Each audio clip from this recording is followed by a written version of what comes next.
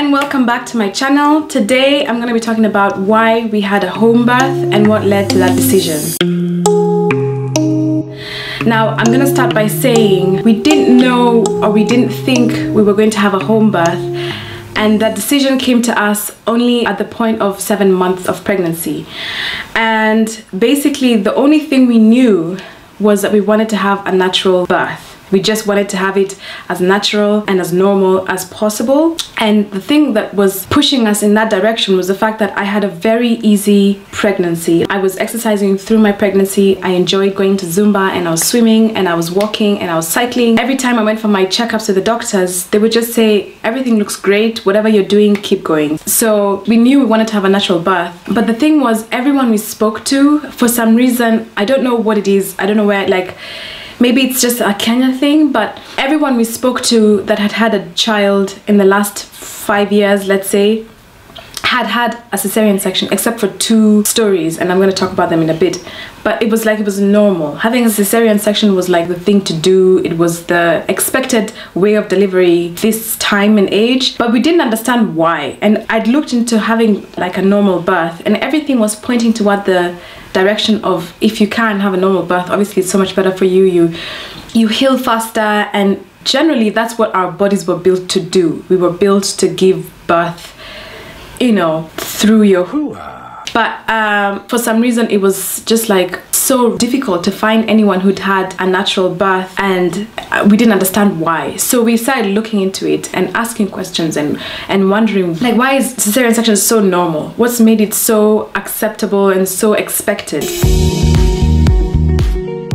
The people who I spoke to or asked about their pregnancies and their deliveries, majority of them had had a normal pregnancy, low risk, completely fine, and then at the time of the delivery they ended up having a cesarean section. But then they didn't understand. They just said, oh, the doctor said I had to have a cesarean section, or the doctor said the baby was too big, or that I'd passed my due date, or because your previous child was cesarean section, then it's automatic you have to have a cesarean section. So there was like all these normal go-to that ended up being the script for most people. But then when I looked into it, my research showed that there's no such thing as your baby being too big. Your body knows what it's carrying. Your baby cannot be too big for your body. The only thing is if your body doesn't dilate, which a very small percentage of women have that, but it's a very, very, very small percentage of women who don't dilate fully. But that's only at the point of dilation that they realize, okay, this is not going to happen, and then they jump in. So cesarean section has its place, but it's not supposed to be the norm.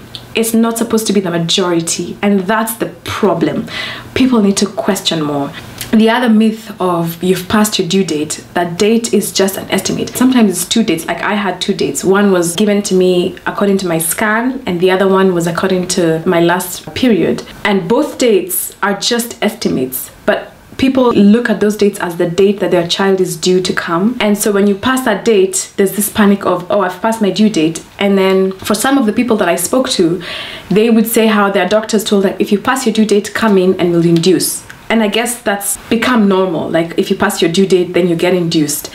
I passed my due date. I was 41 weeks and 1 day when our baby came. If I was waiting to give birth on the 38th week or the 40th week, I would have had a cesarean section. So that's another thing. It's just an estimate. It's not set in stone. As long as your body's doing fine, this is a natural process, guys. And if you allow it, it'll happen. The baby will come out. It's just what we were built to do. This is how this earth has been populated. So it can't be that science and cesarean section has now become the norm when our bodies were built to do this, to populate. And then the thing about you having had a cesarean section before is also a myth, but people don't know. Some people are like, yeah, but I had a cesarean section before, so obviously the next one's going to be a cesarean section. It's like, no, it's not true. It's not written in stone.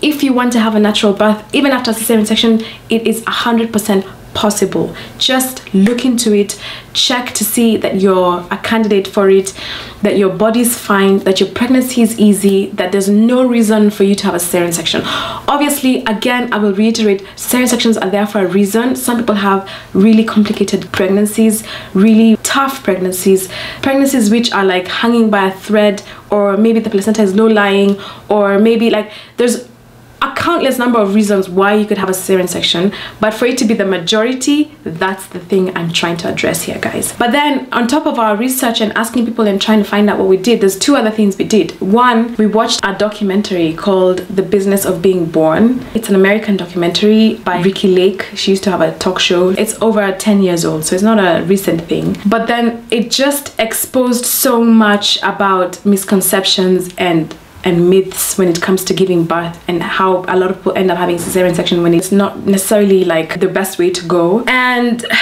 basically what this documentary proved or exposed or revealed to us was that people aren't asking enough questions. People aren't standing up for themselves. So a lot of times what we found out from this documentary, and also talking to a doctor, so that's the second thing we did, we interviewed a doctor.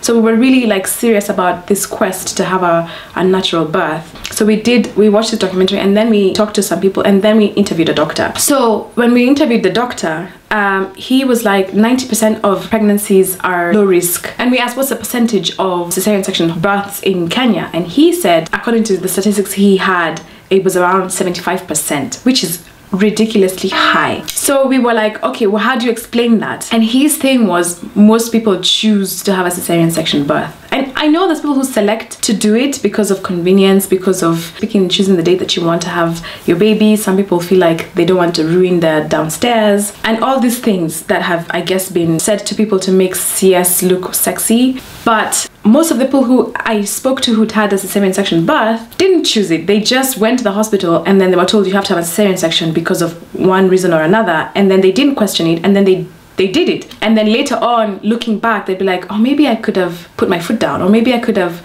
questioned why, or maybe this, or maybe that.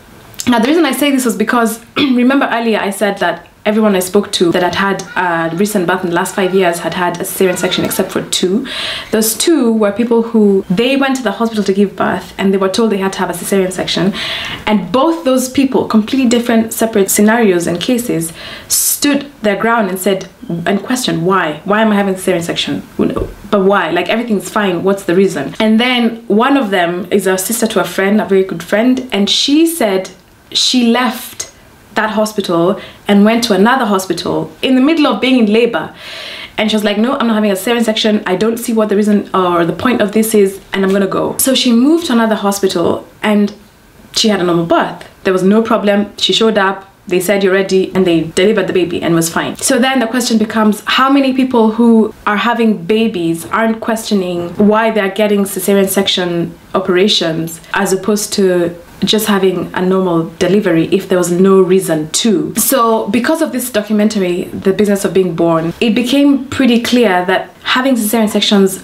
for a lot of hospitals and medical practices is a big business. And I'm not like pointing a finger at specific hospitals or doctors or whatever. I'm just saying, like, generally speaking, if you look at the trend and if you look at the fact that a lot of these people didn't question, or they were given reasons which didn't necessarily add up, and I think we have too much trust when it comes to doctors and what they tell you. And I remember, like, so the second case that I mentioned was someone who went to give birth, and she was told she has to have a cesarean section, because the reason being because she'd had a cesarean section before. So that's another myth.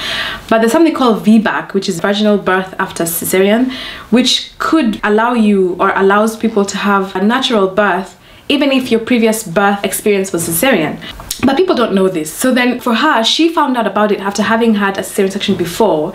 And then the next time when she went to have a baby, and they said, oh, your previous child was cesarean. Okay, this one is definitely automatic. She was like, no, I know I can have a natural birth. And then the doctors were like, you're being stubborn, you have to have a cesarean. And she was like, no, I can have a natural birth, I think that's fine. Unless you're giving me a good reason, that's not a reason. And it was a big thing because even the family wasn't as empowered and informed. They just thought, listen to the doctor knows best. And apparently it was a big thing because everyone was like calling in and saying, stop being stubborn, you're gonna harm yourself, you're gonna harm your baby.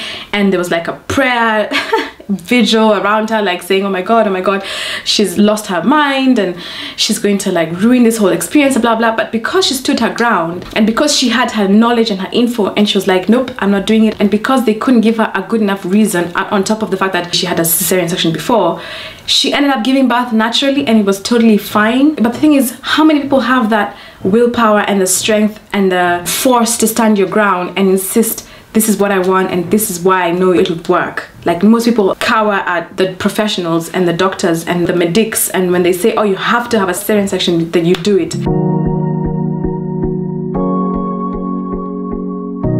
The fact of the matter is cesarean sections are very expensive operations, number one, and they're very highly invasive operations. Like they cut through, I think it's 5 layers of muscle, so it's a really invasive operation. Even if you heal well, even if like you barely can see a scar and whatever, it's still a pretty big surgery. And the main thing is a lot of complications can arise from cesarean section operations. Like I know my sister had a cesarean section for her 3rd child, and to this day, 6-7 years later, she talks about how she can still feel the repercussions of it. She can still feel some lower back pain from it, and yet her first 2 children, she never had that, you know. She can still feel like when she's picking something heavy up, like there will be that reminder of, you remember you had a cesarean section, or you had that injection on your spine, or, you know, like I've heard of other even worse horror stories of people who they had their stitching done wrong, or there was like an infection, and there's even been deaths, guys, that have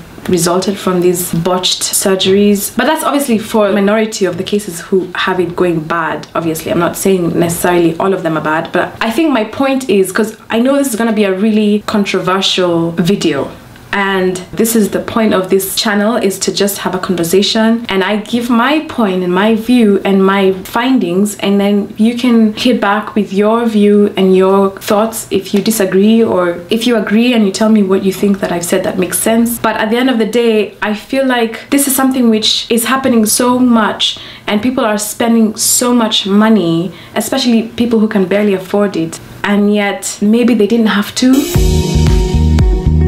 This is where the controversy might come in, but whatever. We spoke to some people who are doctors or medics, or people who were close friends and allies and associates with people who do cesarean section births. And the interesting thing that one person said to me was, and I quote, "This is how we're building our houses." Which is to say that cesarean section operations was massively funding the doctors' lifestyles. I mean, I'm just gonna say this is something that someone said to me. All I know is when you look at the convenience of cesarean section for the hospital, for the doctor, you can kind of see why they would push for it, to be honest. And I'm not saying all doctors are doing it, but you can kind of see what would push them to do it. And especially in a country like this where the corruption is so rife and people are so hungry and the hustle is so like huge, you can kind of see how it would be a pretty sweet deal for the doctors more than for the patient. I mean, first of all, for the hospital, it means that they can get you out sooner. You know, how many hospitals have the convenience of waiting for you to labor for however long? You know, they can come in and just be like, we're, you know, operating, getting the baby out, 45 minutes is done, and then they can be home for dinner. So that's one thing. For the doctor, of course, it's more money, especially for private hospitals, it's more money. For example, the hospital that we were thinking to give birth in, they gave us the quotes of how much it was for a natural birth vis-a-vis cesarean section birth. And the price was like more than 3 times. That's quite a lot, and that's forgetting how many days you end up spending in the hospital. So that's just the quote of the operation itself. Once you've had the baby, obviously you have to recuperate. So you being in the hospital for however many other days, the bills stack up. Then the other controversy was that it is something which they push for if you have insurance. Now, I'm not the one to spark this controversy because it's already something that was exposed a few months ago, maybe a year ago, and there was basically this big talk on social media, on those tweets and like a lot of things that were revealed of a few hospitals like sharing WhatsApp messages of how they have to meet their quota, of how they have to hit their target, and especially where it's insurance patients. So patients who come in with insurance, as soon as you come to pay and they ask you, are you paying cash or insurance? If you say insurance, it completely determines how they'll handle you, what they'll push for, and how much money they'll get out of you. So I didn't follow that story. All I know is it was a big thing and it blew up and a lot of hospitals were put on blast. And there's some repercussions from that, obviously, but the fact of the matter is this is Kenya and a lot of these things happen. So when it comes to cesarean sections, when this doctor said to me, or this person said to me, this is how we're building our houses, it just really like, it stayed with me, and I was just like, I'm not gonna take part in that, I'm sorry.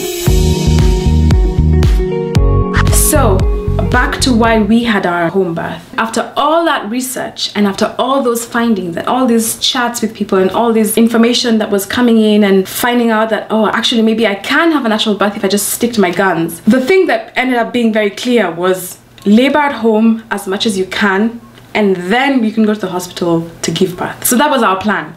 And we'd even said maybe we'll get a doula or something to help us labor at home, so that we just go into the hospital when we're like literally like 10 centimeters dilated and ready to go, and there's no space for discussion or negotiating about CS.